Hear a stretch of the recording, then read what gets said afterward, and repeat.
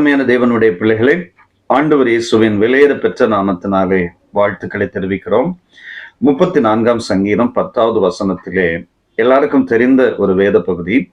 சிங்க குட்டிகள் தாழ்ச்சி அடைந்து பட்டினியா இருக்கும், கர்த்தரை தேடுகிறவர்களுக்கோ ஒரு நன்மையும் குறைவுபடாது. இந்த விசுவாச வார்த்தையை வாசிக்கும் போதெல்லாம் நமக்குள்ள ஒரு பெரிய சந்தோஷமும் ஒரு நிம்மதியும் உண்டாகிறது. ஏன்னா சிங்க குட்டிகளை பட்டினியா இருக்கும்போது கர்த்தர் என்னை அற்புதமாய் நடத்துவார், நான் அவரை தேடும் போது எனக்கு ஒரு குறைவின்றி நடத்துவார் என்கிற ஒரு விசுவாசம் நமக்குள் எழும்ப ஆரம்பிக்கிறது. பாருங்கள், சிங்க குட்டிகள் வேட்டைக்கு போகாது. ஆண் சிங்கமும் பெண் சிங்கமும் தன்னுடைய குட்டிகளுக்கு தேவையான இரையை கொண்டு வர ஆரம்பிக்கும். அது கரடு முரடான பகுதிகள், முட்கள் குச்சிகள் எல்லாம் தாண்டி காயம்பட்டாலும் தன்னுடைய குட்டிகளுக்கு என்ன தேவையோ அதை கொண்டு வந்து அந்த சிங்கங்கள் கொடுக்க ஆரம்பிக்கும். நாகும் 2ஆம் அதிகாரம் 12வது வசனத்தில் ஒரு அருமையான வார்த்தையை வாசிக்கிறோம். சிங்கம் தன் குட்டிகளுக்கு தேவையானதை பீறி தன் பெண் சிங்கங்களுக்கு வேண்டியதை தொண்டையை பிடித்து கொன்று இரைகளினால் தன் கெபிகளையும் பீறி போட்டவைகளினால் தன் தாபரங்களையும் நிரப்பிற்று. அல்லேலூயா. பாருங்கள், சிங்கம், பெண் சிங்கம் தன்னுடைய குட்டிகளை ரொம்ப கவனமா பாதுகாத்து கொள்ளும். அதுக்கு தேவையானதை எல்லாம் அந்த பெண் சிங்கம் மிக அழகாய் கொண்டு வந்து கொடுத்து அதை பராமரிக்கிறதை நாம் வீடியோக்களிலே பார்த்திருக்கிறோம். இங்க நம்முடைய ஆண்டவரை கொஞ்சம் யோசிச்சு பாருங்களேன். நம்முடைய ஆண்டவர் ஒரு தாய் உள்ளம் கொண்டவர். சின்ன குழந்தைங்க அழுதுகிட்டே இருக்கும். உறவினர்கள் வந்து அவர்கள் அந்த குழந்தையை கொஞ்சுவார்கள், வேடிக்கை காண்பிப்பார்கள், அழுகை நிறுத்தவே நிறுத்தாது.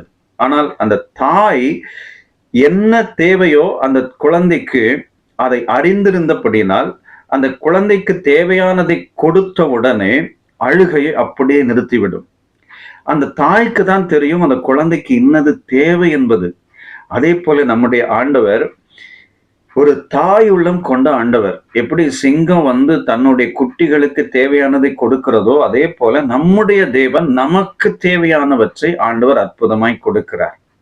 ஸ்திரியானவள் தன் கர்ப்பத்தின் பிள்ளைகளுக்கு இறங்காமல் தன் பாலகனை மறப்பாளோ? அவர்கள் மறந்தாலும் நான் உன்னை மறப்பதில்லை.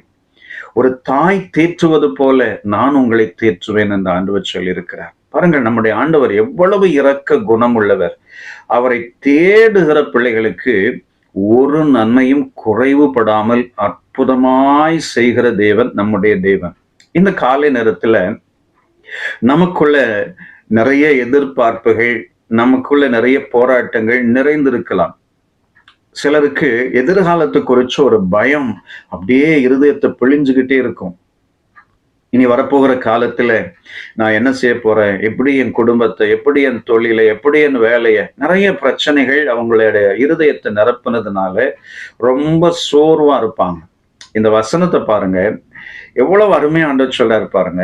சிங்க குட்டிகளுக்கு தன் சிங்கம் இரையை கொடுக்கும் போது நான் உனக்கு அற்புதம் செய்ய மாட்டேனா? நீ என்னை தேடு என்று ஆண்டவர் சொல்கிறார்.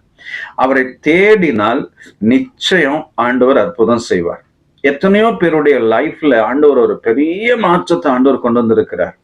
ரொம்ப கஷ்டப்பட்ட குடும்பங்கள், ரொம்ப கஷ்டப்பட்டு மிகுந்த நெருக்கப்பட்ட சகோதர சகோதரிகள் ஆண்டவரை உறுதியாய் பிடித்து கொண்டபடியினால் எவ்வளவோ மேல வந்திருக்கிறத நான் பார்த்திருக்கிறேன்.